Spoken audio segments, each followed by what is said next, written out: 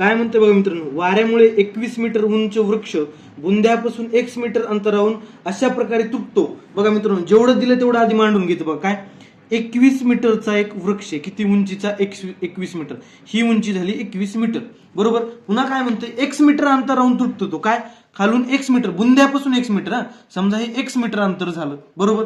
पुढलं अंतर काय असणार मित्रांनो, टोटल 21 आहे, तर पुढलं अंतर काय असणार, 21 मायनस x असणार.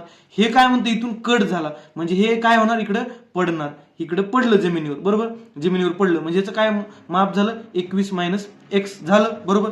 पुन्हा काय म्हणते बघा, हे जे खाली दिले आहे हे टोक आहे, हे टोक बुंद्यापासून 7√3 एवढ्या मीटरवर पडलंय असं ते म्हणतंय. सिंपल आहे. आपल्याला काय काढायचं मित्रांनो, x ची व्हॅल्यू काढायची. कशी काढणार आपण, पायथागोरसचा थेरम वापरून आपण ती व्हॅल्यू काढू शकतो एकदम सिंपल पद्धतीने. काय बघा, कर्ण वर्ग बरोबर पाया वर्ग अधिक उंची वर्ग. सिंपल बघा, काय कर्ण वर्ग काय, 21 मायनस x चा वर्ग बरोबर x² प्लस 7√3 चा वर्ग.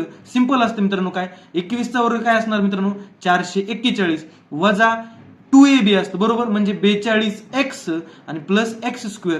पुन्हा हे x² ला x² प्लस 7 7 49, 49 गुणिले 3 किती मित्रांनो, 147. x² कटलं मित्रांनो, 441 मधून 147 गेले, किती उरतील मित्रांनो, 294 उरतील. हे 42x ला 42x जशाच तसे, x ची व्हॅल्यू किती येणार, 294 भागिले 42. आता ह्याला भाग देऊ आपण. बघा किती येतं हे, 14 1 14, 14 3 42, 14 1 14, 14 2 28, उरला 1, 14 1 14, 3 1 3, 3 7 21, म्हणजे x ची व्हॅल्यू किती आली मित्रांनो, 7 आली. धन्यवाद.